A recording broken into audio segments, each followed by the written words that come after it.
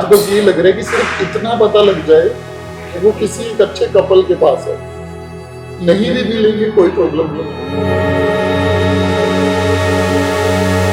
तब भी शायद सब्र कर लेंगे, चलो यार इनके कोई हाथ पैर नहीं काटेगा, इनकी आंखें कोई नहीं निकालेगा।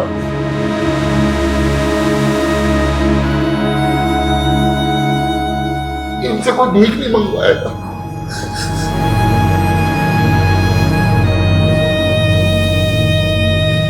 क्या गलत कर रहे हैं? माँ बाप होने के नाते ऐसी क्या गलत डिमांड है हमारी कि हमारा हक नहीं है हमें ये पता लगे कि हमारे बच्चे कहाँ हैं?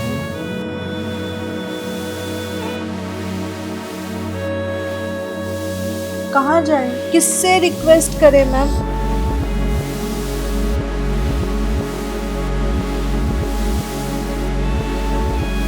इन्वेस्टिगेशन के नाम पे सिर्फ फॉर्मेलिटी की जा रही है और कुछ भी नहीं हो रहा।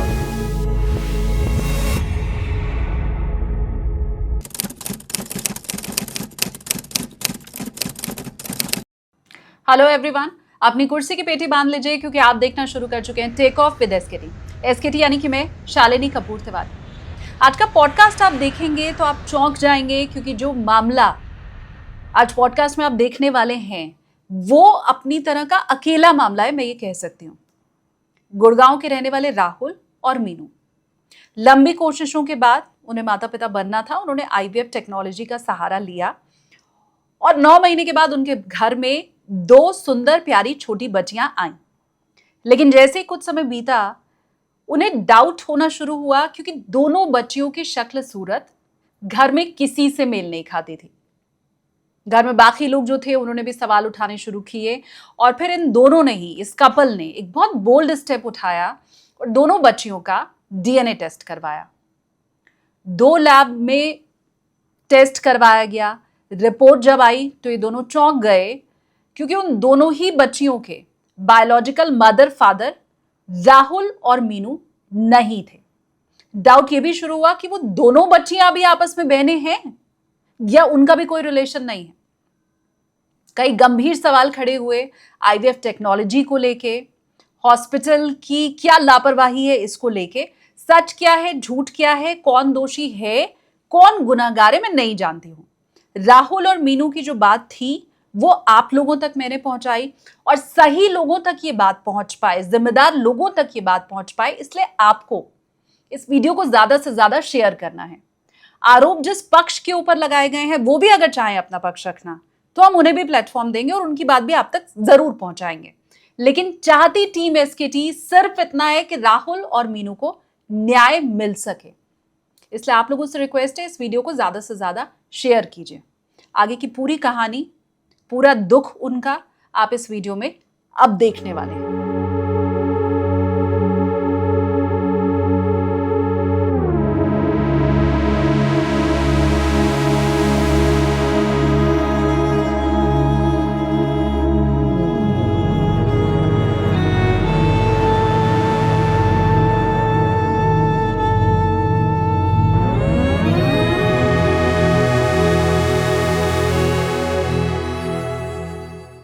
आप हमें पूरी स्टोरी बताइए, ठीक है जी। उसके बाद आप इस डॉक्टर को यहाँ से निकाल दीजिए, आप पे डेफेमेशन कर देगी वो, ये कर। हमारे मेंटली उस चीज़ का प्रेशर बनाया जा रहा है। हम कभी सोचा नहीं था कि यूं ऐसे बैठे होंगे, ये सारी चीज़ें हो रही होंगी। मैम इन चीज़ों से बिलीव कीजिएगा मैम, डर लगता था हम लोगों को। कभी अकाउंट्स को ना मैम पब्लिक नहीं किया, हमेशा प्राइवेट अकाउंट्स रहे हैं, सिर्फ फैमिली मेम्बर थे घर में, मतलब जिनके साथ आज तक, अगर आप मेरा एक्स देखेंगे तो शायद उस दिन वो क्रिएट हुआ है जिस दिन हमें ये वीडियो, हम दोनों का ही अकाउंट उस दिन क्रिएट हुआ है स्पेशली, ठीक है। आप हमारी फेसबुक और उसके देख लीजिए, 2020 के बाद कभी 6 महीने साल में कोई वीडियो डली हुई होगी या फ़ोटो डली होगी, वो भी हम जब कभी बाहर घूमने गए या फिर पूजा पाठ की वीडियो डली होगी। फैमिली की कभी वीडियो, कभी कुछ किया ही नहीं, मतलब वो कोई चीज़ ही नहीं थी हमारी। बच्चे घर में इतने बच्चे साथ रहते हैं, मेरे भतीजे रहते हैं, भांजा रहता है, मेरी भांजी रहती है, सबको डांटता रहता था कि अरे क्यों सोशल मीडिया में लगे रहते हो, क्यों ज़िंदगी ख़राब हो जाएगी तुम्हारी, काम किया करो, ये क्या करो, वो क्या करो। अब खुद ही उसके लिए, मतलब खुद ही आना पड़ रहा है उस चीज़ के लिए हर रोज़। मैं वैसे ये सोच रही थी, ऑनेस्टली मैं बताऊं, मुझे ये लग रहा था शायद आप लोगों को इंसाफ मिल रहा है। कुछ भी नहीं मिल रहा मैम। मतलब मुझे ऐसा लगा कि क्योंकि पहले पुलिस ने सुनी नहीं आप लोगों की, मैम आप वो लोग कोर्ट गए। आज भी नहीं सुन रहे मैम। आज भी कोई भी किसी भी डिपार्टमेंट से कुछ भी नहीं है मैम। मतलब जांच शुरू हुई है नहीं या वो भी मैम, नहीं हुई है? नहीं हुई है। किसी तरह की कोई जांच नहीं हुई, कोई कोर्ट भी के नहीं। आदेश के बाद भी जांच कुछ भी नहीं नहीं है शुरू मैम, हुई है। कुछ बाकी भी बहुत नहीं। सारे इंपॉर्टेंट काम है ना मैम उनके पास करने के लिए। आलू प्याज के रेट ठीक करने हैं, एयरपोर्ट पे समोसा कितने में बिकेगा, वो कितना बड़ा मुद्दा है मैम। हमारे बच्चे ही तो नहीं मिल रहे, क्या हो गया फिर? ये कोई मुद्दा थोड़ी ना मैम। किसी पेट्रोल नई में जगह कितना का गन्ने का रस मिलाया जाएगा, ये देश का मुद्दा है। किसी के बच्चे चेंज कर दिए गए या फिर किसी बच्चों के माँ बाप छीन लिए गए, ये कोई मुद्दा थोड़ी ना, ये तो बहुत छोटा मुद्दा है। इसके लिए इनोग्रेशन क्यों करनी है लोग मैम, करेंगे मैम? जितने बड़े बड़े लोग हैं, अथॉरिटीज़ हैं, नई नई जगह की इनोग्रेशन करनी है, कहीं और बहुत सारे काम हैं, मीटिंग्स हैं, चाय कॉफ़ी पीनी है। एक नॉर्मल आम पब्लिक, एक आम पेरेंट्स जो हैं वो घूम रहे हैं, जिन्होंने इतना बिलीव करके, जिन्हें आज तक लगता था कि वो एक ऐसी कंट्री में जी रहे हैं कि सिस्टम, लोग कहते हैं सिस्टम ख़राब है, आपको एक्चुअल में तब पता लगता है। बैठ के बात करना वाकई में बहुत आसान है, जब सच में आपके ऊपर कोई मुसीबत आती है ना और आप उस सिस्टम के आगे जाते हैं हेल्प मांगने के लिए और आपकी हेल्प नहीं होती, तो पता लगता है मैम कि सिस्टम कितना अच्छा है। क्या आप टेक ऑफ विद एसकेटी देख रहे हैं? मैं आपके साथ शालिनी कपूर तिवारी। मेरी ये दरखास्त है आप लोगों से कि बहुत ध्यान से आज के इस पॉडकास्ट को देखिएगा। आप माता पिता अगर हैं तो महसूस कर पाएंगे, आईवीएफ टेक्निक का आप सहारा अगर लेने वाले हैं तो हो सकता है आप डर जाएंगे, लेकिन इन सब के इतर इस पॉडकास्ट को देख के सिर्फ छोड़ नहीं देना है। आप पहले मीनू जी को और राहुल जी को सुन चुके हैं कि बस बातें हो रही हैं, कोई कार्रवाई अभी तक नहीं हुई है। आईवीएफ टेक्निक, जिसे मॉडर्न मेडिकल साइंस का वरदान कहा जाता है, वही वरदान कैसे दिल्ली के एक कपल के लिए, गुड़गांव के एक कपल के लिए अभिशाप बन गया है, ये पॉडकास्ट में आपको मालूम चलेगा। और आपको ये मालूम चलेगा कि जब गलत किसी के साथ होता है तो न पुलिस उसकी होती है, न सरकार उसका होता है, न प्रशासन उसका होता है। और आप इस वीडियो को अगर कहीं तक पहुंचा पाए या मदद कर पाए तो मेरे साइड से मैं ओपनिंग में कह रही हूं कि प्लीज जो हो सकता है वो जरूर अपनी तरफ से आप कीजिएगा। मैं क्योंकि आपकी कहानी क्या है, हम अभी एक फॉर्मल शुरुआत कर रहे हैं तो वो मैं जरूर समझना चाहती हूँ। आप जब हॉस्पिटल पहुंची तो क्या इस तरह के कोई वायदे या कोई बातें कही गई थी, या कहा गया था कि मतलब आपके सामने ट्रांसपेरेंसी के साथ बात रखी गई थी कि बेबी आपका होगा, नहीं होगा? क्या बताया हॉस्पिटल ने? और प्लीज मैं तो चाहती हूँ खुल के बात हो, आप किसी का नाम ले सकते हैं, आपको हॉस्पिटल का नाम लेना है, कुछ छुपाने की जरूरत नहीं है, आप जितना बताना चाहें। मेरी गायनो है डॉक्टर रितु गर्ग, उन्होंने हमें कन्विंस किया था कि हम एससीआई हॉस्पिटल में जाएं। उनके कन्विंस करने पे, उनके कहने पे हम लोग एससीआई हॉस्पिटल गए। उससे पहले हम ये हॉस्पिटल को जानते नहीं थे। उन्होंने अपनी फ्रेंड है डॉक्टर मनप्रीत कौर, उनसे फ़ोन पे बात की, हमारी बात करवाई और उसके बाद हम लोग 9 जनवरी को 2025 में हम लोग गए, एससीआई हॉस्पिटल गए जो कि ग्रेटर कैलाश में है। वहाँ पे हमारी मीटिंग करवाई गई डॉक्टर शिवानी के साथ, शिवानी सचदेव गौर। उन्होंने ही मेरा सारा प्रोसीजर जो है वो उन्होंने ही किया है पर्सनली, मतलब डे 1 से लेके टिल जब तक मेरा डिलीवरी का रहा है और जब तक मैं उस हॉस्पिटल में गई हूँ, सारा ट्रीटमेंट, सारी प्रिस्क्रिप्शंस, सब कुछ डॉक्टर शिवानी ने ही किया है मेरा। और पहले दिन जब हम गए तो उन्होंने जो एक नॉर्मल मेडिकल हिस्ट्री लेते हैं आपका, जो भी उन्होंने मेरे से पूछा, उसके बाद मेरे और हस्बैंड के ब्लड टेस्ट करवाए, इनका सीमेन टेस्ट करवाया, उसके बाद reports I. She was very happy कि आप लोगों को तो कोई भी ऐसा सच प्रॉब्लम नहीं है, एज भी इतनी ज़्यादा नहीं है, आप इजी कंसीव कर लोगे और ठीक है हम लोग प्रोसीजर स्टार्ट कर देते हैं। इवन मेरे हस्बैंड ने बोला कि मैम अगर टाइम चाहिए तो हम लोग थोड़ा और वेट कर सकते हैं, टाइम ले सकते हैं। नहीं, टाइम की कोई ज़रूरत नहीं है, एवरीथिंग इज़ लुक्स गुड, तो हम इसमें आगे कंटिन्यू इसको कर सकते हैं। यहाँ पे मैं एक चीज़ कहना चाहूँगी कि जब भी आप किसी भी ट्रीटमेंट के लिए जा रहे हैं, हम तो आईवीएफ के लिए गए थे, आपको ना उसके बाद का प्रोसीजर नहीं बताया जाता है मैम। आपको जो बताया जाता है यही बताया जाता है कि जो हमें पता था, जो हमारी नॉलेज थी, हमें ये था कि मैक्सिमम क्या रहेगा कि आपके 10 या 11 दिन के जो इंजेक्शन्स रहते हैं तो हमें भी उतनी ही नॉलेज थी कि 10 या 11 डेज़ या 12 डेज़ का जो एक टाइम पीरियड रहता है इंजेक्शंस का, वो दिए जाएंगे। उसके बाद नॉर्मली आपका एग कलेक्ट किया जाएगा, हस्बैंड का सीमेन होगा, उसके बाद एम्ब्रियोज होते हैं और ट्रांसफ़र कर दिए जाते हैं एज़ पर आवर नॉलेज। उसके बाद ये चीज़ रही, बट जो मेन प्रोसीजर स्टार्ट हुआ मैम, वो उसके बाद जो एक्चुअल पेनफुल प्रोसीजर है, जो किसी भी विमेन जब आप एक ट्रीटमेंट के लिए जाते हो, कंसीव करते हो, जो उसके बाद का पीरियड रहता है मैम, वो एक्सेस में ही पेनफुल प्रोसीजर है। Every day once you conceive, every day आपको एक दिन 2, एक दिन 3 और एक दिन 4 इंजेक्शन लगते हैं। और IVF टेक्निक? हाँ जी मैम, IVF में हमें भी नहीं पता था मैम, ये कोई नहीं बताता, ये कोई नहीं बताता, क्योंकि हर रोज हर रोज मैम 4 मंथ्स, और वो भी स्पेसिफिकली थाई का एक पार्ट होता है जहाँ पे आपका जो मसल है वो स्ट्रॉन्ग, या जहाँ पे वो पार्ट रहता है स्पेसिफिकली उस पार्ट पे ही इंजेक्शन लगाया जाता है। और एक टाइम ऐसा आ जाता है कि जब सिस्टर आती है, वो कहती है कि मैम मेरे आने से पहले ना आइसिंग करके रखना, सो दैट मुझे स्पेस मिले इंजेक्शन लगाने के लिए। मैम तो वो जो पूरा प्रोसीजर है वो इतना पेनफुल रहता है, ये तो नहीं बताया गया। आपको क्या लगता है कि आप गए 10-12 दिन का इंजेक्शन, हर मदर खुशी खुशी ले लेगी कि हाँ ठीक है कोई बात नहीं, लेकिन जो उसके बाद का प्रोसीजर है मैम, आप छोड़ नहीं सकते ना बीच में। आपके एग कलेक्ट हो गए, हस्बैंड का सीमेन कलेक्ट हो गया, एम्ब्रियोज बन गए, वो ट्रांसफ़र हो गए, उसके बाद आप कैसे ट्रीटमेंट को बीच में छोड़ देंगे? You don't have option. ये हर IVF टेक्निक से जो भी मदर बनना चाह रही है उस हर माँ के साथ होता मैम है? हमारे साथ तो हुआ है, मैंने तो वो पूरा फेस किया है। वो मेरे पूरा इंजेक्शंस का जो रूटीन रहा है, मेडिसिन्स रही हैं, और इतनी मेडिसिन्स होती थी मैम कि एक टाइम अगर खाना नहीं खाऊं तो चलेगा, लेकिन मेडिसिन्स आर वेरी इंपॉर्टेंट। इतना कैनुला मुझे लगा है कि मेरे हैंड्स पे और आर्म्स पे स्पेस नहीं बचता था, कुछ भी कम होता था, अच्छा आयरन कम है कैनुला लगा दो, कोई और चीज़ कम है कैनुला लगा दो। मतलब मुझे 3-4 बार शायद आयरन की ड्रिप लगी हैं, उसके अलावा बहुत सारी ड्रिप लगी हैं, लेप्रोस्कोपी किया गया है। मैम बता देते हैं कि बस एक छोटी सी सर्जरी है, लेप्रोस्कोपी बहुत छोटी सी सर्जरी है। After effects nobody tolds you, after effects बहुत रहते हैं मैम। 15 डेज तक आपको बेड रेस्ट लेना है, आपको नीचे नहीं उतरना है, आपको सिर्फ वॉशरूम जाना है, वॉशरूम से वापस आना है, आपको ये नहीं खाना है, आपको ये मेडिसिन लेनी ही लेनी है। आप मतलब इतने इफ इफोबर्ट्स आ जाते हैं कि आप पीछे भी नहीं जा सकते हो, और वो करना इतना पेनफुल हो जाता है, जो मैंने और मेरी पूरी फैमिली में ने वो चीज़ देखी है।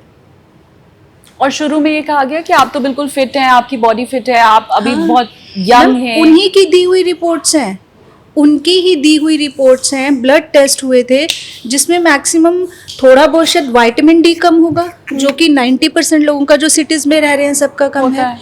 आई डोंट थिंक सो कि इसके अलावा अगर किसी भी उसमें कुछ कमी होगी तो हार्डली 2 पॉइंट्स 3 पॉइंट्स ऊपर नीचे। और मैम ये हम नहीं बोल रहे हैं, ये उनकी खुद की दी हुई रिपोर्ट्स हैं और उनके ही डॉक्यूमेंट्स के ऊपर हैं। मेरे हस्बैंड का जो सीमेन कलेक्ट किया, उनकी जो रिपोर्ट्स हैं वो उनके खुद के डॉक्यूमेंट्स पे हैं, उनके एम्ब्रियोलॉजिस्ट के साइन हैं। हॉस्पिटल का जो एक उनका पेपर रहता है, जो स्टैम्प पेपर है जिसके ऊपर हॉस्पिटल का नाम है, उसके ऊपर वो सारी रिपोर्ट्स दी गई हैं हमसे। आपने तब बीच में कभी ये पूछने की या कहने की कोशिश की कि ये प्रोसीजर हमें पहले क्यों नहीं बताया था? नहीं, दिस इट कि it part of procedure, once you conceive तो ये तो चलेगा ही। आप ये देखिए ना कि आप कंसीव कर चुकी हैं, आप पीछे नहीं हट सकते, फिर आप ऑब्वियसली उस चीज़ को आगे कंटिन्यू करोगे, चाहे वो जितना भी पेनफुल है या मेंटल स्ट्रेस है या फिजिकल स्ट्रेस है या फाइनेंशियल स्ट्रेस है, लेकिन आप उस चीज़ से पीछे नहीं हट सकते हो। अब आपको वो चीज़ आगे कंटिन्यू करनी है। और जितना मैं समझ पा रही हूँ वो यही है कि आप इतने पेन से गुजरने के बाद आपको लगता है कि हाथ में जब बच्चा आएगा तो वो जितना दुख दर्द था हम भूल जाएंगे। मैम हर मदर जब डिलीवरी होती है, वो पेन, चाहे आप किसी भी प्रोसीजर से है, वो एक नॉर्मल डिलीवरी है या आप एक सर्जरी के थ्रू वो रहता है, आपके हाथ में जब बेबी आता है आप सारा पेन भूल जाते हो, आपके फेस पे वो स्माइल ही होती है। वो हर मदर के साथ सेम चीज़ है मैम। आपके साथ आपके हस्बैंड भी रहे होंगे डिलीवरी के बाद, सबसे पहले किसने देखा था बच्चा? मैम एक्चुअली क्या है, सबसे पहले तो ये जानना जरूरी है कि हमारा केस क्या है मैम। जब तक आप लोग केस नहीं समझेंगे तब तक आप मुद्दे की जड़ पे पहुंच ही नहीं पाएंगे, क्योंकि अभी भी इतना सब कुछ होने के बाद 90% लोगों को एक्चुअल केस पता ही नहीं है मैम। आप बताइए। सबसे पहली चीज़ तो मैं आपको ये बताता हूँ कि जैसे मेरी वाइफ ने बताया कि हमारी जो कंसल्टेशन चल रही थी, जब हम कंसीव करना चाहते थे 2 बार से, हमारी तब से डॉक्टर रितु गर्ग के पास चल रही थी। ठीक है जी, क्योंकि हमारे 2 बच्चों में ऑलरेडी हम बता चुके हैं 10 साल का गैप था और वो आगे हम नहीं डालना चाहते थे। तो उन्होंने हमें सजेस्ट किया था, उन्होंने फिर अपनी एक फ्रेंड का नंबर दिया, डॉक्टर मनप्रीत कौर।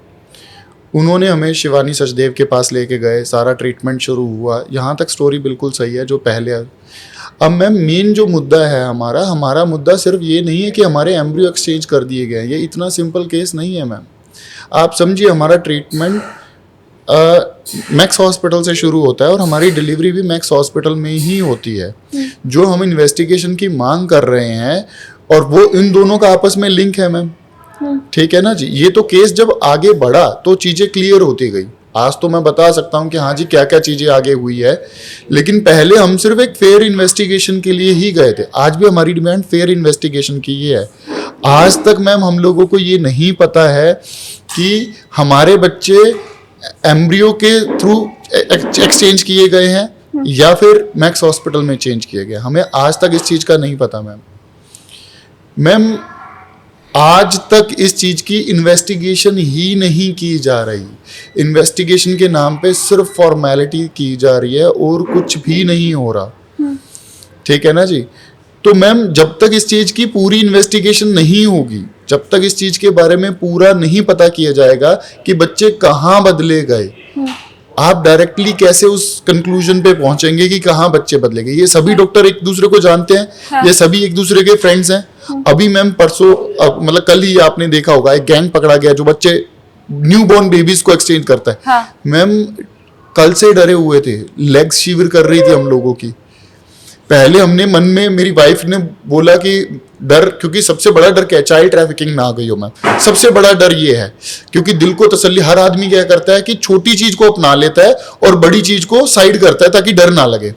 मेरी वाइफ को इतना डर लगा हुआ था कि राहुल कहीं बच्चे चाइल्ड ट्रैफिकिंग ना फंसे, क्योंकि एप्स्टीन फाइल आया था, देख के डरे हुए थे। तो मैंने एक लॉजिक दिया था, मैं कहा मीनू अगर बाय चांस हम उस तरीके से जाते हैं कि चाइल्ड ट्रैफिकिंग हो गई है, ठीक है, तो अगर तो हमारी लड़कियां थी तो हमें कोई लड़कियां देके एक्सचेंज क्यों करेगा।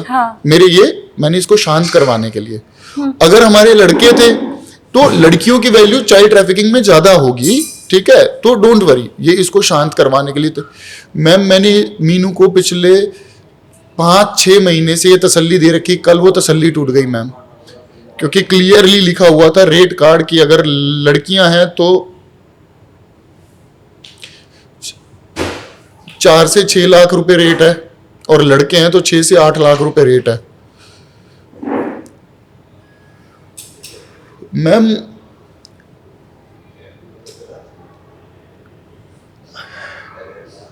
सम टाइम ना वर्ड्स खत्म हो जाते हैं मैम, आप बोल नहीं पाते, आपको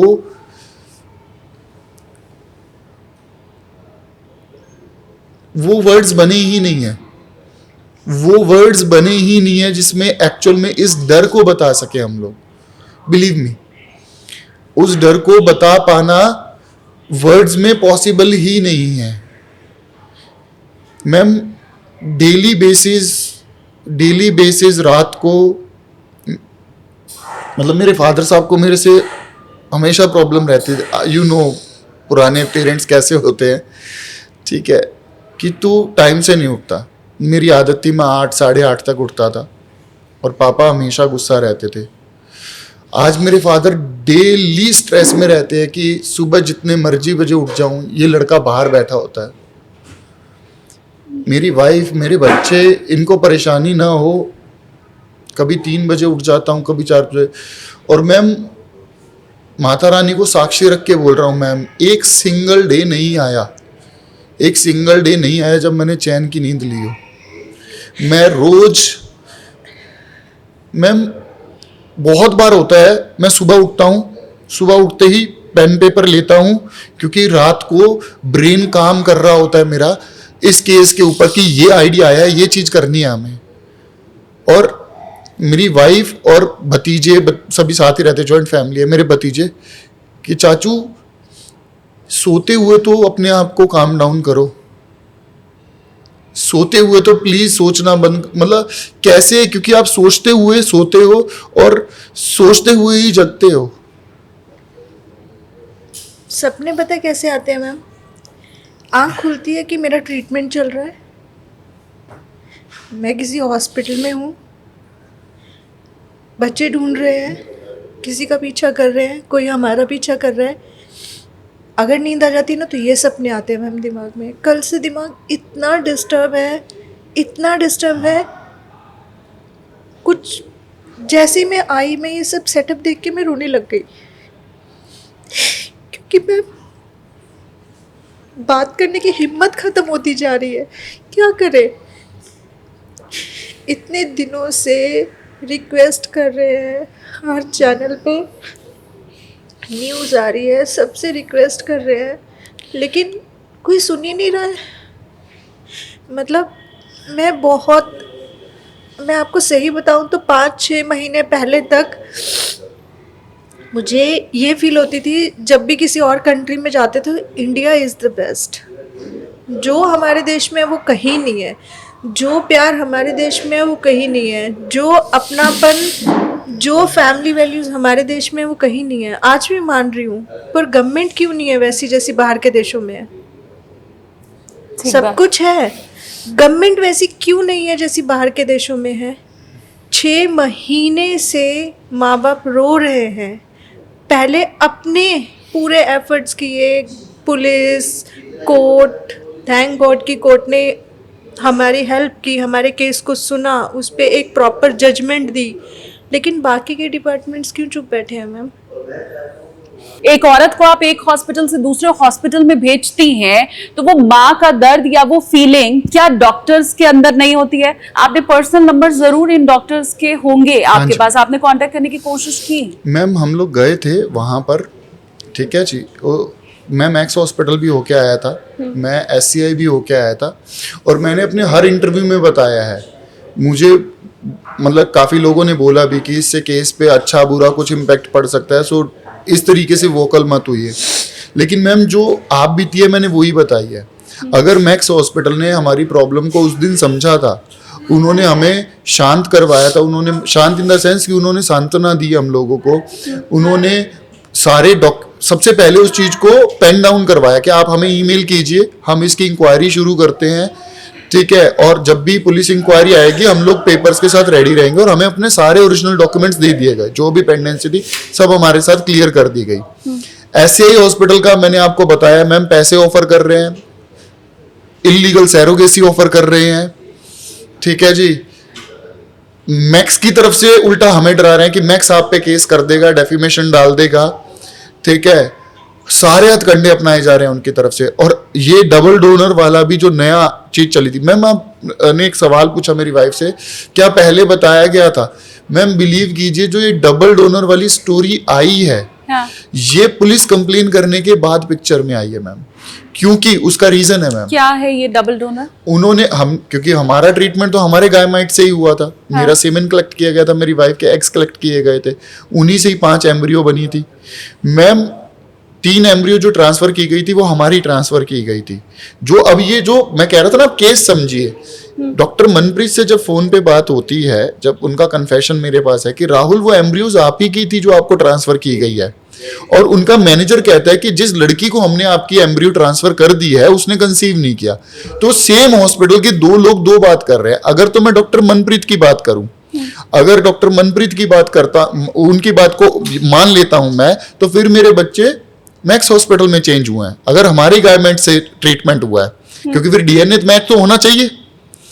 लेकिन अगर मैनेजर की बात करता हूं तो फिर SCI में गड़बड़ हुई है। मैं क्यों आज तक कह रहा हूं कि आप किसी भी पार्टी को रूल आउट नहीं कर सकते जब तक इन्वेस्टिगेशन ना हो जाए। आप इन्वेस्टिगेशन कीजिए, क्योंकि मुझे नहीं पता, अगर 0.1% भी अगर डाउट है तो आप प्लीज, मैम एक बहुत सिंपल सा तरीका था। अभी आपने अमेरिका में एक कपल का केस देखा है, मैम विद इन 4 मंथ वो केस सॉर्ट आउट हो चुका है। क्या वहां पर अथॉरिटीज नहीं होंगी मैम? वहां पर तो सिंगल अथॉरिटी है जहां तक मेरी नॉलेज है मैम। यहाँ पर NCW है, यहाँ पर पुलिस है, यहाँ पर ART डिपार्टमेंट है, यहाँ पर हेल्थ मिनिस्ट्री है, यहाँ पर चाइल्ड वेलफेयर एसोसिएशन है, यहाँ पर ऐसी मल्टीपल वो है, ठीक है, जो मतलब अथॉरिटीज अपना नाम करके बैठी हुई कि हाँ जी हम लोग हैं। मैम कोई भी नहीं है, कोई भी काम करके राजी नहीं है आपका, किसी को कुछ फर्क। मैम एक सिंपल सा चीज थी कि जिस दिन मैं पुलिस के पास कंप्लेन लेके गया, हाँ। जिस दिन, छोटी कंप्लेन तो नहीं थी मैम, मैं मेरे कोई पर्स के 200 रुपए चोरी होने की कंप्लेन तो लेके नहीं गया था, मैं मेरे बच्चे चोरी होने की कंप्लेन लेके गया था। मैम उसी दिन अगर पुलिस जाती, मैं नहीं कह रहा कि आप क्लिनिक को बंद कर दो, आज तक हमने ये डिमांड नहीं की, ठीक है जी, आज तक हमने नहीं बोला कि शिवानी सचदेव गौड़ के सारे हॉस्पिटलों को बैन कर दिया जाए, उनका लाइसेंस रद्द कर दिया जाए, या मैक्स हॉस्पिटल पे कोई एक्शन, कुछ भी नहीं मांगा।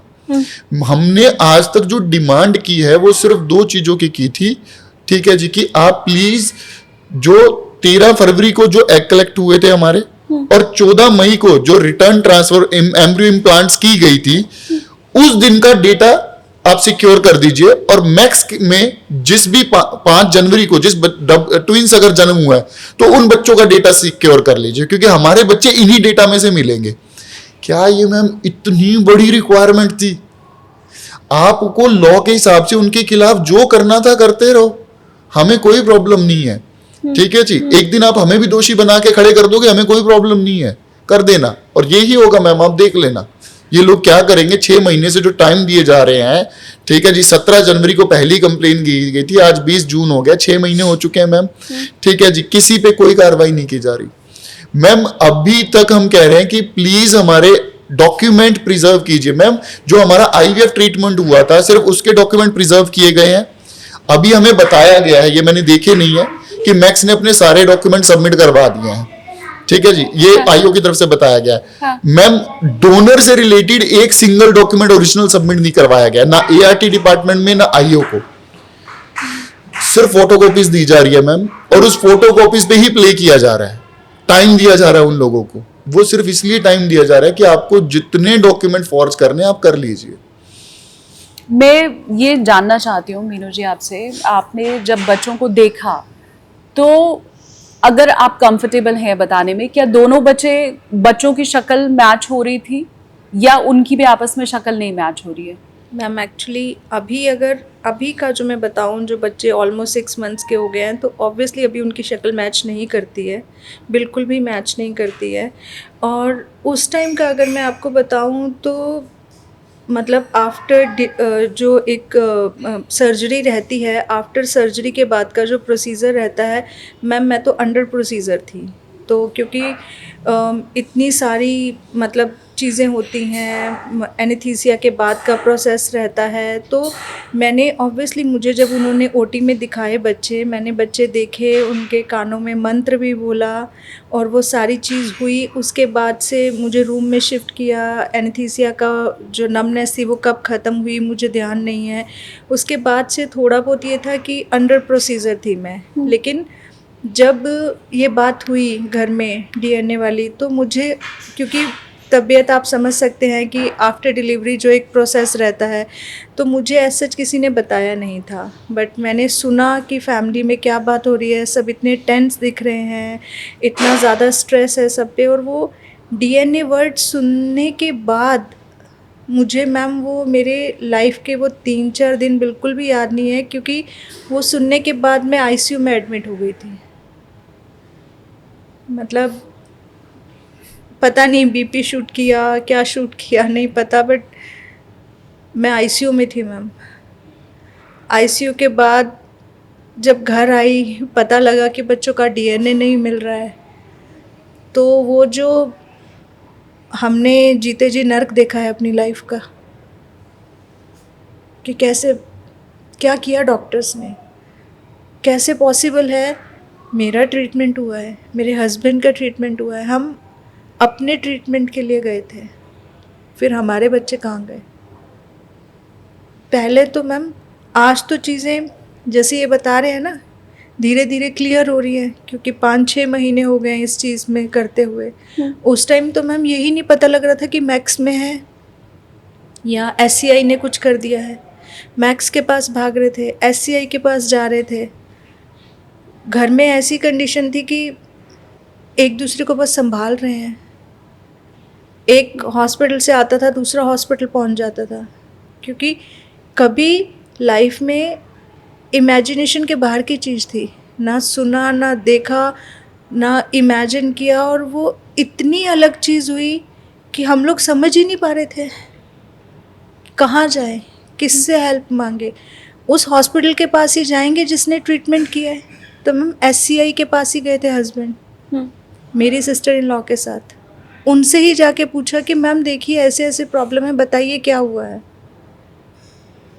कोई आंसर नहीं है मैम, और आंसर जो इनको दिए वो इतने ऐसे आंसर थे कि उन्होंने तो वैसे ही पैरों के नीचे से जमीन मैम खिसका ये दी। इंसिडेंट ना मैंने कहीं नहीं बताया, मैं आपको बताता हूँ। 17 जनवरी को मैं DCP सर के पास अपनी कंप्लेन लेके गया। 22 जनवरी को मैम मैं SHO साहब के पास गया, कंप्लेन सुन ली, सब कुछ ठीक है जी, सबमिट कर। एक IO दे दी गई, नाम नहीं लूँगा, फीमेल थे। उन्होंने पेपर देखे, शी वॉज वेरी एंग्री, क्योंकि पहले तो सुन ही नहीं रहे थे, पहले तो मीटिंग का टाइम ही नहीं दे रहे थे। फिर फाइनली एक दिन मेरी वाइफ भी मेरे साथ गई। वो मैम अभी 30 दिन पूरे नहीं हुए उसकी डिलीवरी को, वो मेंटल शॉक में है, ट्रॉमा में है कि उसके बच्चे कहाँ पर है। उसको मजबूर होके खड़े होके जाना पड़ा, ठीक है जी, क्योंकि मेरे साथ जिस तरीके का बिहेवियर किया जा रहा था मुझे ही पता था। ऐसे जैसे कि कोई आ गया तो चलो सारे के सारे छुप जाओ, इसके सामने मत आओ। IO मिलती है मैम, IO ने पेपर देखे, नहीं नहीं बिल्कुल जी, आपका तो ये है, आपका तो वो है, आपका। अगले दिन से मैम उनका बिहेवियर चेंज। एक दिन मुझे DCP ऑफिस में बुलाया जाता है और वहाँ पर मैं बैठा हुआ हूँ, और बैठते ही मैंने कहा, मुझे लगा कि शायद मेरे केस में कुछ चीज़ें हुई है। मैम SHO साहब वहाँ पर बैठे थे, IO बैठी थी, और DCP साहब को ब्रीफ किया जाता है, सर केस हमने पूरा इन्वेस्टिगेशन कर लिया है, हमने डॉक्टर से, हमने हॉस्पिटल से पूछा था, उन्होंने बोला कि इन्होंने डबल डोनर लिया है, उनके हिसाब से वो केस वहां पर खत्म हो चुका है।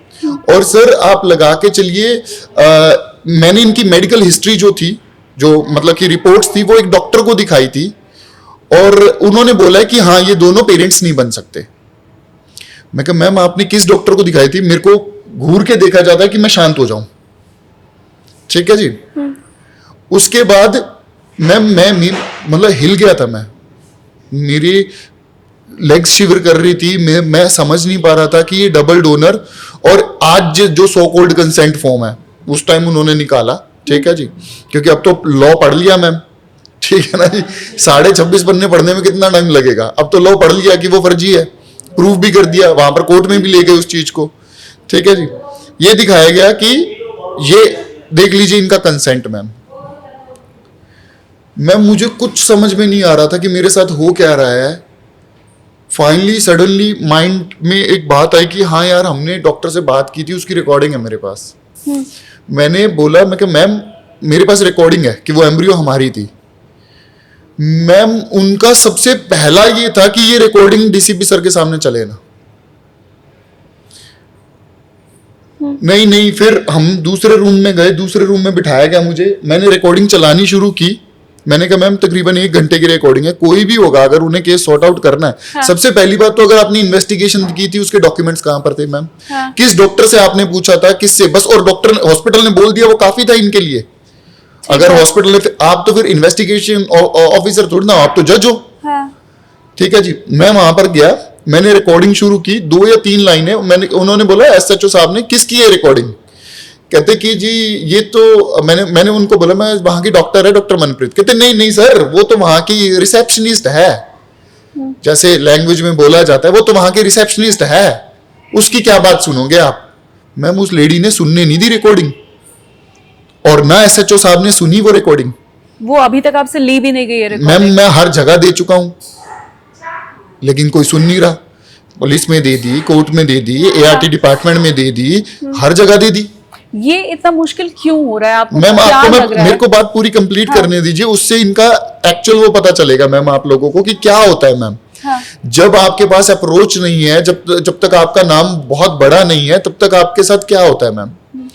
उसके बाद मैम उन्होंने किसी भी हाल में, मैम चाहे मैं कह रहा हूं वो वहां के स्वीपर की भी होती, लेकिन अगर प्रूफ है तो वो है। पहली बात तो कोई डेजिग्नेशन से छोटा बड़ा नहीं होगा, अप्रूफ इज अप्रूफ। वो वहां, लेकिन मैं कह रहा हूं वहां के डॉक्टर की रिकॉर्डिंग थी जिसके थ्रू मैं इंडल्ज हुआ था एससीआई में। अदरवाइज 8 जनवरी तक तो हमें एससीआई के बारे में कुछ पता ही नहीं था। वो तो मतलब आप लगा दो 8 जनवरी क्या मतलब कि जब मैडम ने हमें भेजा था 5-7 दिन पहले लगा लीजिए, ठीक है ना जी। हमें एससीआई के बारे में पता ही नहीं था। वो तो रितु मैम के थ्रू हम लोग वहां पर गए थे, तो हमें वो एक ट्रस्ट था रितु मैम पे, ठीक है ना जी। वो ऐसे शेटर होगा हमें नहीं पता था ना मैम। उसके बाद मैम मुझे सबसे पहले वो आईओ मिली, वो छुट्टी पे चली गई। अब फिर हम लोग ढूंढ रहे हैं, चक्कर काट रहे हैं कि सर हमारे केस का क्या हुआ। चलो जी, नया आईओ दिया गया, नया आईओ मिला तो ठीक है जी, इस डेट को आना है। उसको फोन कर रहे हैं, फोन नहीं उठा रहा, मैसेज कर रहे हैं, मैसेज का रिप्लाई नहीं कर रहा। फिर हम 3-4 दिन बाद गए कि सर हमारे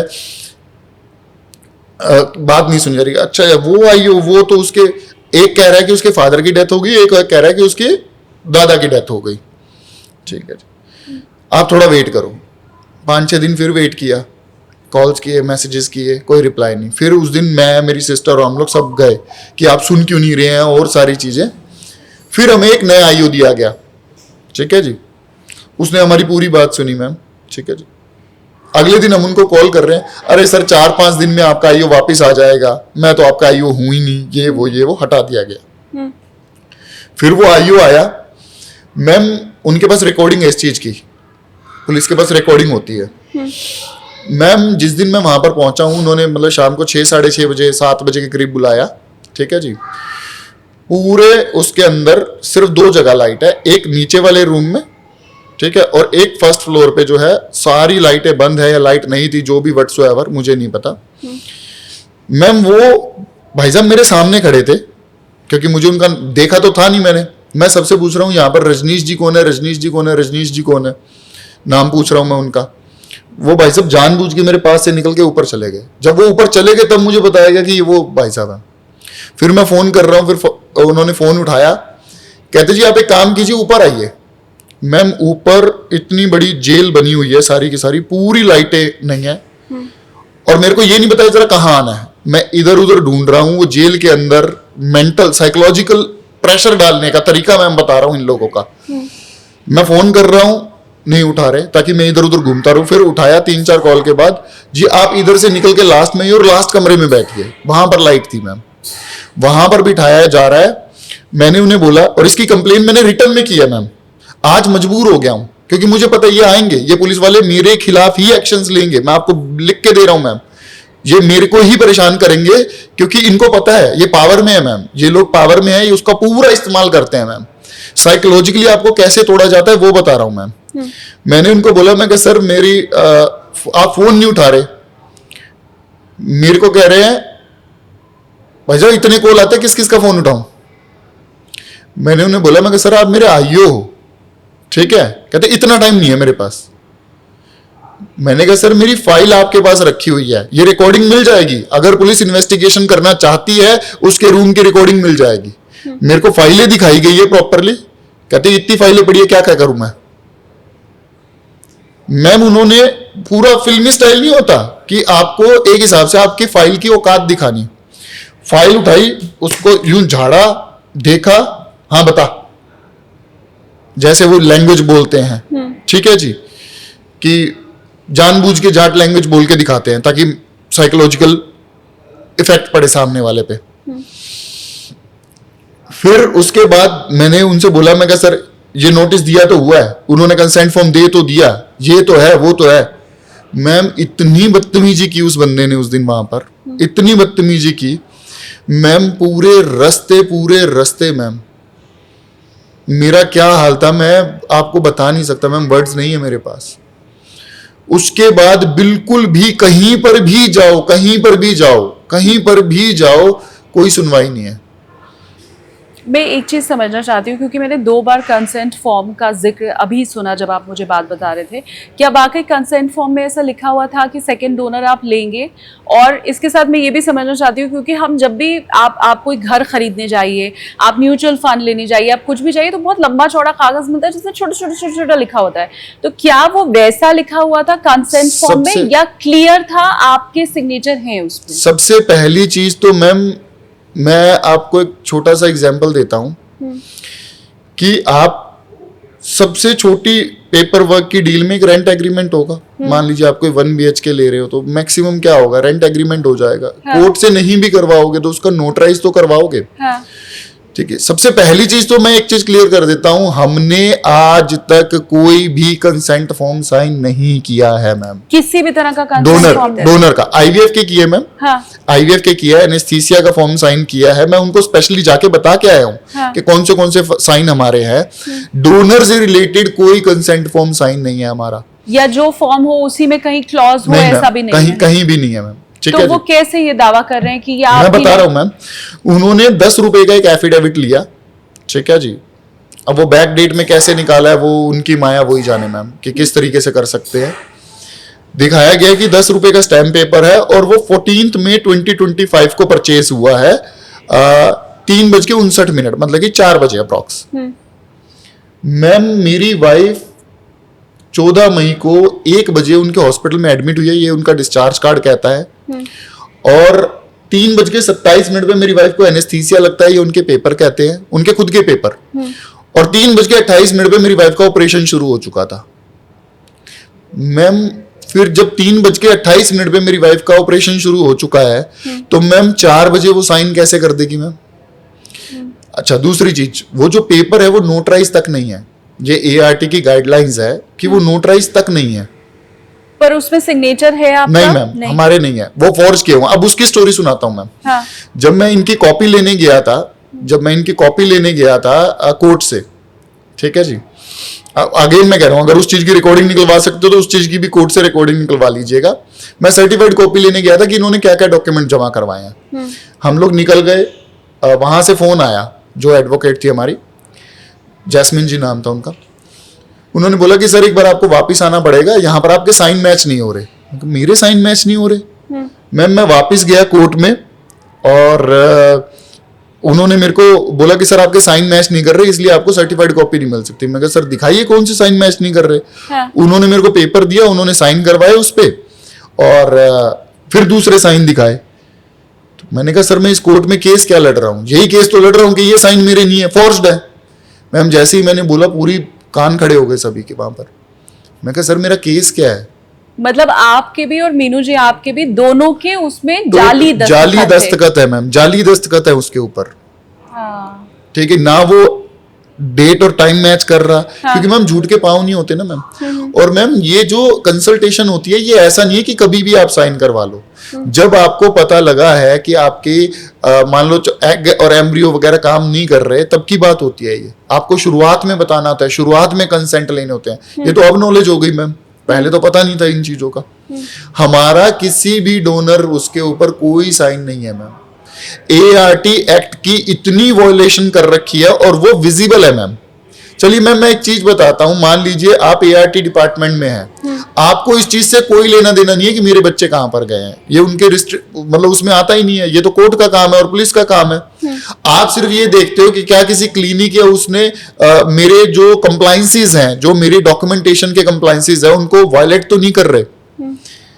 मैम वो पहला पेपर चीख के कह रहा है कि भैया फॉर्जरी है, क्योंकि as per ART law page number 64 section 12 sub section 2 उसमें क्लियरली लिखा हुआ है कि जो आपका कंसेंट फॉर्म होता है उसका एक तरीका है। वो तरीका क्या है कि वो नोटराइज होना चाहिए और वो प्रायर टू आपके ट्रीटमेंट के होना चाहिए। ठीक है जी, बिना नोटराइज के कंसेंट फॉर्म की कोई वैल्यू नहीं है। मैम जब उसमें क्लियरली दिख रहा है कि ये हमारे कंप्लायंसेस है, उसी टाइम ही ART डिपार्टमेंट की ड्यूटी थी, जब पहला पन्ना ही फॉर्ज पता लग गया आपको सबसे पहले आपको क्लिनिक को रेड करना था। रेड करने के बाद उसको सीज करने थे डॉक्यूमेंट। ठीक है जी, कोर्ट की उसकी जरूरत नहीं है ART को। कोर्ट के अप्रूवल की जरूरत नहीं है क्योंकि वो इंडिपेंडेंट अथॉरिटी है। इनफैक्ट इनको गाइड करना था।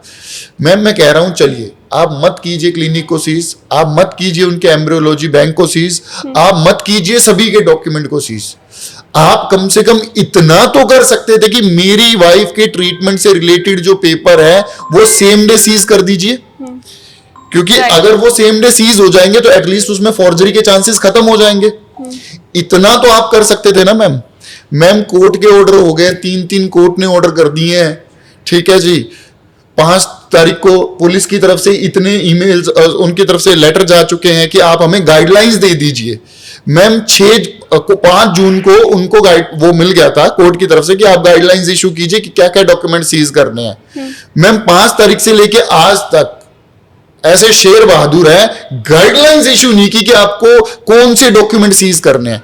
क्या ये इतना डिफिकल्ट है मैम? लीजिए मैं बता देता हूं, एम्ब्रियो लॉग शीट सिर्फ इतना बताना था कि एम्ब्रियो लॉग शीट आपको सीज करनी है, ठीक है जी। आपको आप लगा के चलिए लैब रिकॉर्ड सीज करने हैं, आपको रजिस्टर सीज करना है, आपको सीसीटीवी कैमरा सीज करना है, ठीक है। बस ये सिंपल चीजें थी और वो कोर्ट ने अपने ऑर्डर में क्लियरली लिख रखा है पुलिस को भी, क्योंकि कहीं ना कहीं तो दिखा होगा उन्हें भी कि पुलिस क्या कर रही है। मैम क्लियरली लिख रखा है कि कौन से डॉक्यूमेंट सीज हो रखे हैं, लेकिन ना पुलिस करेगी ना एआरटी डिपार्टमेंट करेगा। पुलिस के पास जब भी जाओ कि सर हमारे पास कोई पावर नहीं है। यही पुलिस कहती थी कि सर आपका स्टे लगा हुआ है इन्वेस्टिगेशन पे, इन्वेस्टिगेशन पे स्टे लगा हुआ है, इस वजह से हम कोई एक्शन नहीं ले रहे, आप सर स्टे हटाइए, हम अगले दिन इनको जेल में डाल देंगे। अरे मत डालिए जेल में, मुझे कोई लेना देना नहीं है, आप कम से कम डॉक्यूमेंट तो प्रिजर्व कर लीजिए। मैम कितना डिफिकल्ट था कि 14 मई को जितनी भी लड़कियों का मतलब ये इम्प्लांट हुआ है उसका डेटा प्रिक्योर कर लिया था, सिक्योर प्रिजर्व कर लेते, और 5 जनवरी 2026 को मैक्स हॉस्पिटल में डॉक्टर ऋतु के अंडर, ठीक है, अगर किसी के जुड़वा बच्चों की डिलीवरी हुई है, ठीक है जी, उसका डेटा सिक्योर कर लेते। मैक्स का तो बहुत ही ईजी है। ठीक बात मैम, क्या 50 जुड़वा थोड़ी ना होंगे एक दिन में? अगर होगा तो मैक्सिमम 1 या 2, ठीक है। इतना सिंपल डेटा आज तक मैम, आज तक मैं आपको चीज बताता हूं, मैंने 23 फरवरी को मैंने हेल्थ डिपार्टमेंट में गवर्नमेंट ऑफ इंडिया के मेल डाला था कि सर ऐसे ऐसे हमारे साथ हुआ। 25 फरवरी को उनकी तरफ से एआरटी डिपार्टमेंट को इन्वेस्टिगेशन का नोटिस आ गया था कि आप इसको इन्वेस्टिगेट कीजिए, बहुत सीरियस क्राइम की पॉसिबिलिटी लग रही है जिसमें चाइल्ड ट्रैफिकिंग इन्वॉल्व हो सकती है। ये मैंने तो लिख के नहीं भेजा था, ये तो उन्होंने लिख के भेजा है कि इसमें चाइल्ड ट्रैफिकिंग की पॉसिबिलिटी लग रही है, इसमें एम्ब्रियो या चाइल्ड सब्स्टिट्यूशन की पॉसिबिलिटी लग रही है, एंड ये बहुत ग्रेव हीनियस क्राइम्स की तरफ वो कर रहा है, आप इसकी इन्वेस्टिगेशन कीजिए। मैम वो दिन है और आज का दिन है, उसके बाद 6 ईमेल कर चुके हैं। आपको पता है 15 जून को हेल्थ मिनिस्ट्री ने उनको लास्ट एक ईमेल डाला गया था और बहुत स्ट्रिक्ट ईमेल डाला गया था और उन्हें बोला गया था कि 18 तारीख तक आपको इसके ऊपर फाइनल रिप्लाई देना है। आज तक मैम वो अपने जो सीनियर अथॉरिटी है उसके ईमेल का रिप्लाई तक नहीं करता एआरटी डिपार्टमेंट, अपनी सीनियर अथॉरिटी को रिप्लाई तक नहीं देता। और मैं कह रहा हूं हेल्थ मिनिस्ट्री अभी भी उनके पास केस रख के बैठी है। आपको क्या प्रूफ चाहिए? क्या प्रूफ चाहिए कि ये स्टेट एआरटी डिपार्टमेंट करप्ट है? मैम ये इन्वेस्टिगेशन नहीं होने दे रहे, ये चाहते हैं कि पीछे से सारे डॉक्यूमेंट चेंज हो जाए। ये जो टाइम दिया जा रहा है इन लोगों को, जो मेरे डॉक्यूमेंट प्रिजर्व नहीं किए जा रहे, मैं डिमांड नहीं कर रहा किसी को जेल में डालो, ठीक है जी, क्योंकि अगर मैं डिमांड करता हूं तो मेरे ख्याल से सारी डॉक्टर्स जाएंगी। अनटिल अनलेस इनका सिंडिकेट नहीं है, किसी एक के साथ गलत हो जाएगा, ठीक है ना जी। तो मैं नहीं कह रहा किसी को जेल में डालिए, मैं नहीं कह रहा किसी को, ठीक है, मैं कह रहा हूं अरे आप डॉक्यूमेंट तो प्रिजर्व कर लीजिए, आप इन्वेस्टिगेशन तो करवाइए। एआरटी का काम है तुम्हारे लॉ के हिसाब से क्या इन लोगों ने सही डॉक्यूमेंट प्रोड्यूस किए हैं? मैम टोटल 4 या 5 10 पन्ने होंगे मैम, पिछले 5 महीने से इनके पास टाइम नहीं है ये पता करने के लिए। अब 2 चीजें हैं मैम, या तो ये लोग एजुकेटेड नहीं है इतने, जबकि हैं आईएएस और ये पता नहीं क्या क्या पोस्ट पे बैठे हुए हैं, बड़ी बड़ी डिग्रियां ले रखी है, एमबीबीएस और ये सारी चीजें, ठीक है जी। अगर नॉलेज नहीं है तो रिजाइन कीजिए प्लीज, आपकी वजह से 2 परिवार तड़प रहे हैं, ठीक है ना जी। जिन पेरेंट्स के पास हमारे बच्चे गए हुए हैं उनको भी जिस दिन पता लगेगा वो भी तड़पेंगे, जितना हम तिल तिल करके 6 महीने से। कांटेक्ट किया आपसे? आप, क्योंकि आपकी बात में मुझे लगता है हर जगह पहुंच चुकी है, किसी ने कांटेक्ट करके आपको ये जाहिर किया कि हमें भी डाउट है? मैं आपको बताता हूं मैम, हमें कॉल किस किस तरीके के आ रहे हैं। बहुत से लोग डॉक्टर्स के खिलाफ बता रहे हैं कि हमारे साथ ये हुआ था वो हुआ था, लेकिन ये क्या नाम था, ये जो ट्रीटमेंट है ना मैम, ये एक सोशल टैबू बना हुआ है। सबको लगता है कि अगर हम लोग आईवीएफ के लिए गए हैं तो पब्लिक को ये लगेगा कि हस्बैंड में कुछ प्रॉब्लम है। ऐसा नहीं है मैम, ये मिथ तोड़ना जरूरी है लोगों का, ये दिमाग से निकालना जरूरी है। मेडिकल टर्म्स होती है, मैं उसका नाम नहीं जानता, लेकिन अभी एक वीडियो में एक डॉक्टर साहब ने बताया था कि जैसे जैसे आपकी एज बढ़ती जाती है, नेचुरली कंसीव करने की जो पावर है वो कम होती जाती है। तो ये जो ट्रीटमेंट है वो एक एडवांस टेक्निक है जिससे आप इजीली कंसीव कर लेते हो। आईवीएफ का मतलब डोनर लेना नहीं है मैम। आईवीएफ स्टार्टिंग पे वो है, उसके बाद मैम इक्सी आता है, उसके बाद ये तो डोनर तो लास्ट में जाके होता है, सबसे लास्ट में। मैं नहीं जानती इस पॉडकास्ट से आप लोगों की कितनी मदद होगी, लेकिन जितना मैंने सुना मुझे ये जरूर समझ आया है कि ये पॉडकास्ट अगर कोई आईवीएफ ट्रीटमेंट सोच रहा है करवाने की तो उसकी बड़ी मदद हो जाएगी। कॉन्सेंट फॉर्म क्या होता है, कैसा होना चाहिए, कैसे पढ़ना चाहिए, मार्केट में अगर कुछ हो रहा है तो वो क्या हो सकता है, इस पॉडकास्ट से कम बाकी जो पेरेंट्स हैं, जो कपल है जो चाहते हैं आईवीएफ ट्रीटमेंट लेना, मुझे जितना समझ में आया उनको जरूर इससे मदद मिलने वाली है।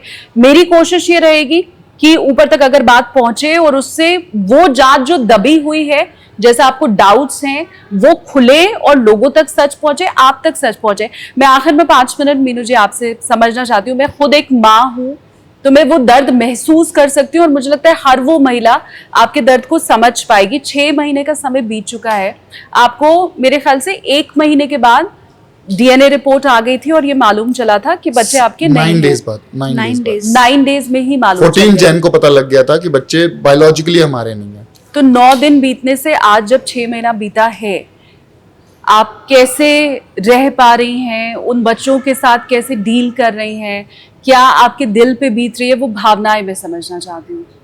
मैम, बच्चों के साथ डील का तो ये है कि मेरे उन बच्चों के पास परिवार का हर रिश्ता है जो एक बच्चे के पास होना चाहिए।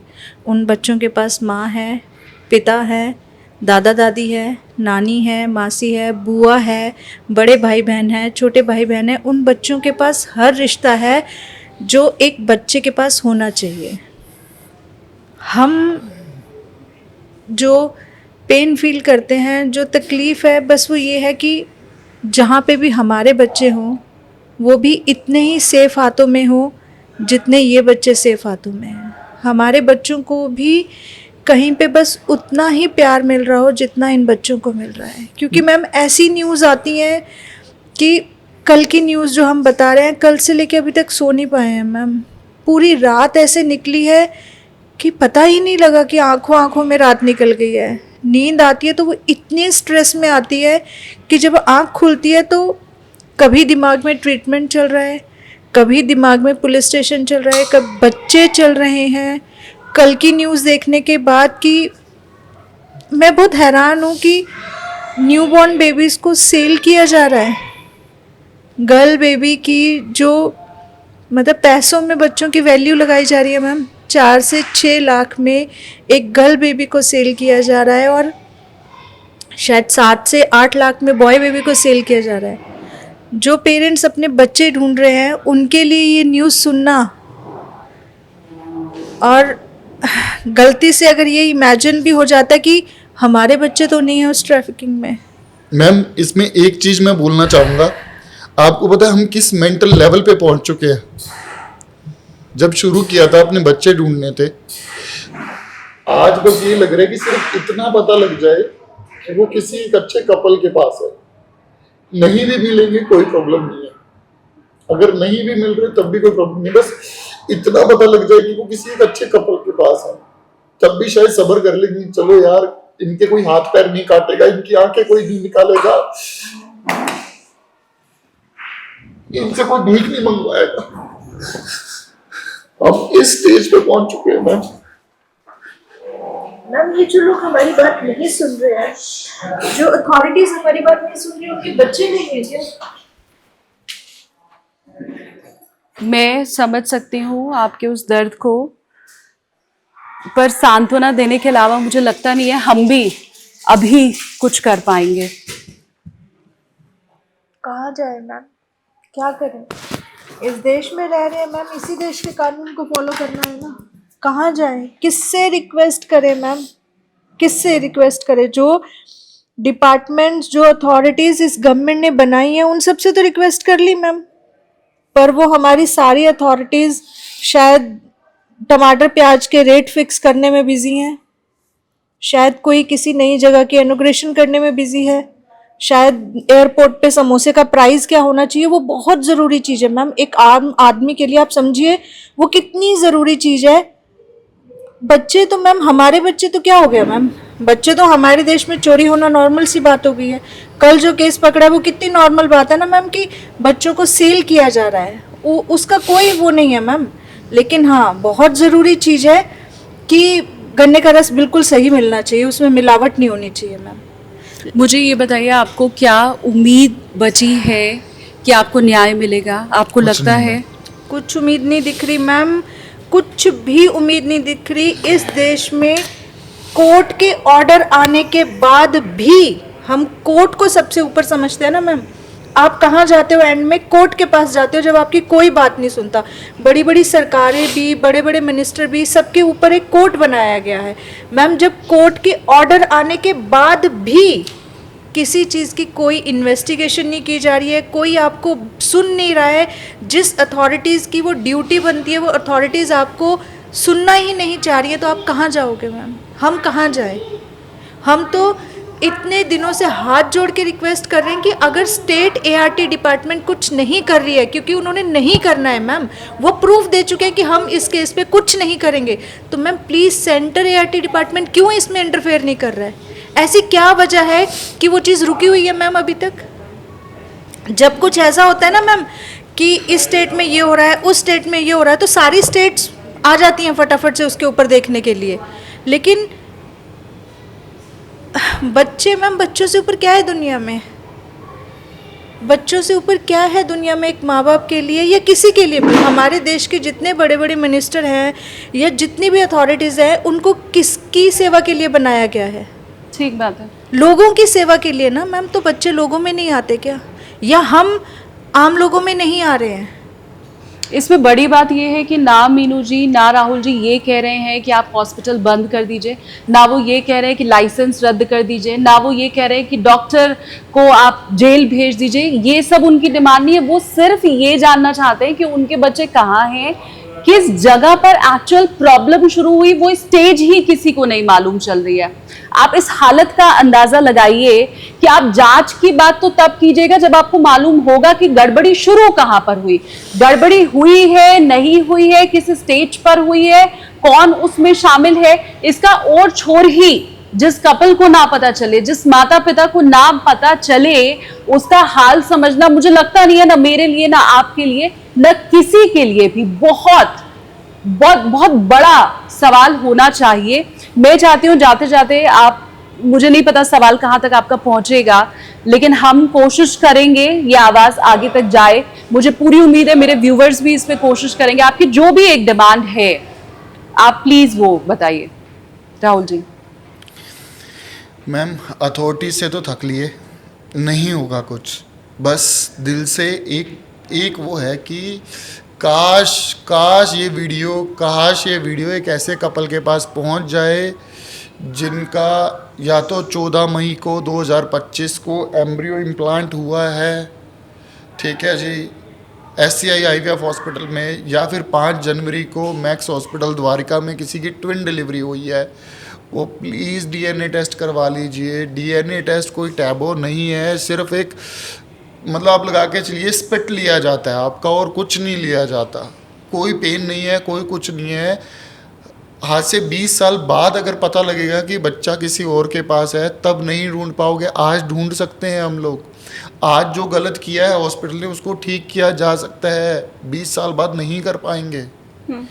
इन बच्चों की लाइफ स्पॉइल हो जाएगी अगर 20 साल बाद इन्हें पता चलता है। आज मेरे बच्चों को तो मैं कह सकता हूँ, मैं सच के साथ पाल रहा हूँ मैम, ठीक है ना जी। ये कॉन्फ्लिक्ट मेरे बच्चों में कभी आएगा ही नहीं, ये प्रॉब्लम कभी उनमें आपस में आएगी ही नहीं, क्योंकि आज से ही मैं उन्हें समझा के चल रहा हूँ कि ठीक है, हमारे साथ जो हुआ एज फैमिली हमारे साथ गलत हुआ है, इसमें हमारी आपस में कोई प्रॉब्लम नहीं है। ठीक है मैम, ऐसे बहुत से मतलब कि मैसेजेस आ रहे हैं कि बच्चों की केयर का उन्हें मुझे पता है कि मैं उनको नेगेटिव रिमार्क है उसमें लेता, बच्चों की केयर की टेंशन हर किसी को होगी, शायद हम होते हमें भी बच्चों की केयर की टेंशन होती। बच्चों को उनके हिस्से का पूरा प्यार मिल रहा है और आप लगा के चलिए उनको प्यार और केयर में कोई कमी नहीं है और ना ही कभी होगी। मैं चाहता हूं कि उनके पेरेंट्स मिल जाएं, मैं उनके पेरेंट्स अगर सामने आते हैं वो इसी तड़प के साथ उन्हें वापस लेते हैं तो मैम हंसते हंसते दे देंगे क्योंकि ये उनकी अमानत है। लेकिन अगर ऐसा नहीं हो पाता फिर ये बच्चे किसी अडॉप्शन या उसके लिए नहीं है। ऐसा करना होता तो मैम 6 महीने में, मेरी फैमिली में इतने कपल्स हैं मैम जिनके लड़की है ही नहीं मैम। मेरी फैमिली में इतने कपल्स हैं जिनके लड़कियां ही नहीं हैं, तड़पते हैं कि हमारे हाथ में कन्यादान की लकीर ही नहीं है, रोते हैं। कुछ कपल तो ऐसे हैं। एक मेरे ब्रदर इन लो हैं, उनकी 14 साल की बेटी 2 साल पहले एक्सपायर हो गई। वो मैम हाथ फैला के चले गए कि हमें बच्चा दे दो, एक बच्चा ही दे दो हमें, ठीक है ना, नहीं दिया। अरे जान से ज़्यादा प्यार करते हैं इन बच्चों को, बच्चों से थोड़ा ना प्यार में कोई फ़र्क कर सकता है मैम। ठीक है। और अगर चलो वैसे भी चलो हम बहुत स्वार्थी भी हैं, अगर बहुत मतलब ही हैं, बहुत बुरे लोग हैं हम लोग, तब भी इतना स्वार्थ होगा कि बच्चों को इतना तो प्यार दे कि हमारे वालों को कोई उतना प्यार दे दे मैम। इतना स्वार्थ तो रखेंगे हम लोग भी अपने उसमें। मैम क्या गलत कर रहे हैं? माँ बाप होने के नाते ऐसी क्या गलत डिमांड है हमारी? क्या हमारा हक नहीं है हमें ये पता लगे कि हमारे बच्चे कहाँ हैं? हमने तो कुछ गलत नहीं किया मैम, हमने अपना ट्रीटमेंट करवाया, अपना सब कुछ किया है। बच्चों से डीएनए नहीं मिला तो इसमें हम गलत हैं क्या मैम? वो हॉस्पिटल गलत है। किसने हक दिया उस हॉस्पिटल को कि वो हमारे बच्चे बदल दे? मैम 2 दिन पहले तक जितने इंटरव्यू थे उसमें गुस्सा निकल रहा था मेरा। कल से जब से ये खबर देखी है मैम, अब बोला डर लग नहीं रहा जा है। रहा, एक दूसरे से शक्ल नहीं मिलाते हैं घर वाले, एक दूसरे की तरफ पीठ फेर के बैठ जाते हैं, डर लग कोई रहा है एक मैम। दूसरे से डिस्कस ही नहीं करना चाहता। मेरे फादर, अगर आप लोगों को ना पता हो तो बताऊं, कल दिल्ली से ये खबर आई कि ह्यूमन ट्रैफिकिंग का बाकायदा एक बड़ा नेटवर्क दिल्ली में चल रहा है। उसकी जांच पड़ताल तो जब होगी तब होगी, क्योंकि ये बिल्कुल रीसेंट न्यूज़ है और उसमें रेट कार्ड सामने आए हैं कि जो नवजात बच्चे होते हैं, छोटी बच्चियां होती हैं, उनका क्या रेट था और बच्चों लड़कों का क्या रेट था।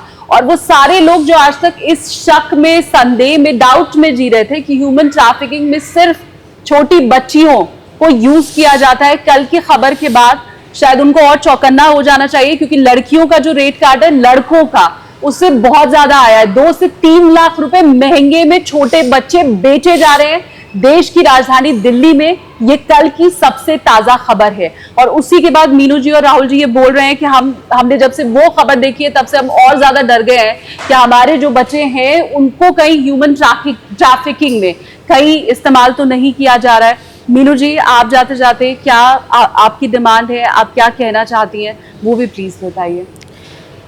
मैम सिर्फ एक ही रिक्वेस्ट है मैम, मैं डे 1 से सिर्फ एक ही रिक्वेस्ट करती आ रही हूँ कि अथॉरिटीज़ हेल्प नहीं करेंगी, प्लीज़ आप लोग ही सामने आइए, आप लोग ही हमारी हेल्प कीजिए। जिन्होंने भी SCI हॉस्पिटल ग्रेटर कैलाश से अपना ट्रीटमेंट करवाया है, प्लीज़ आप लोग सामने आइए। आप लोगों का अगर किसी भी बहन भाई का मई में 2025 में वहाँ से एम्ब्रियो ट्रांसफ़र हुआ है, प्लीज़ आप हमारी हेल्प कीजिए, आप सामने आइए। हो सकता है कि शायद जो भी बच्चे 1, 2 या जितने, हमें तो मैम ये भी नहीं पता ना कि कितने बच्चे हैं हमारे, क्योंकि हमें नहीं पता वो 1 बच्चा है, वो 2 बच्चे हैं, वो 3 बच्चे हैं, हमें नहीं पता मैम। आप प्लीज़ सामने आइए। और अगर गवर्नमेंट सीरियसली सुन रही है प्लीज़ इसकी SIT बनाइए, ये लोग नहीं होने देंगे हमारी इन्वेस्टिगेशन।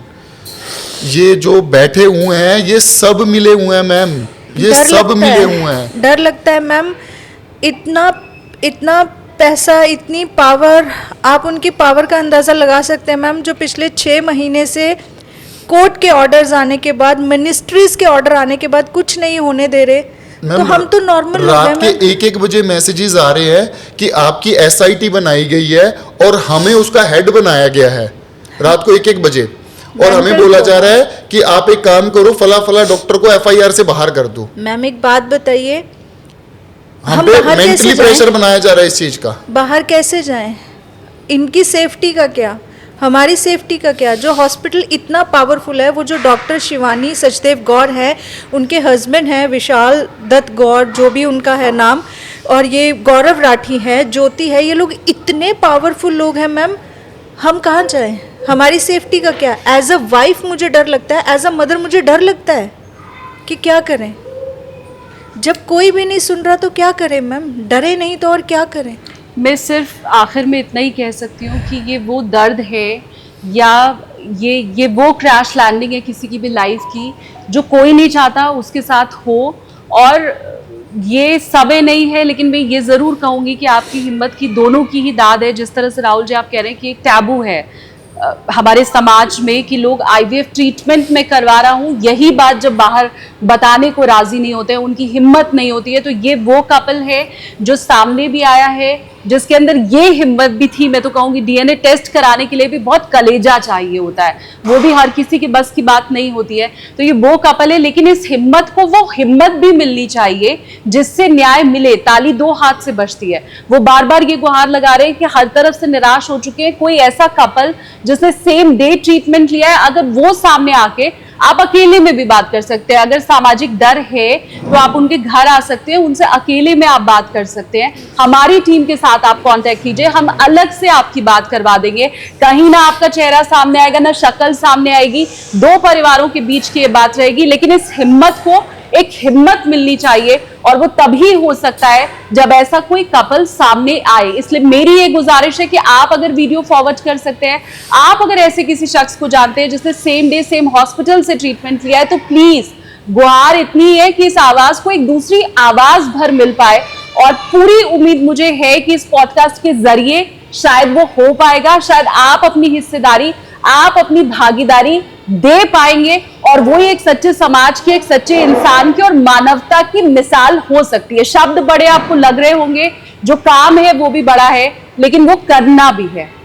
बहुत धन्यवाद। मैं, क्योंकि ये जितनी बार बात आप लोगों से छेड़ी जाएगी वो जख्मों को कुरेदना ही होगा, और वो जुर्म मैंने किया है, मैं ये मानती हूँ, लेकिन पूरी माफी के साथ अगर आप लोगों को फिर से वो दर्द हुआ है पर न्याय मिले, कोशिश यही रहेगी हमारी भी। धन्यवाद।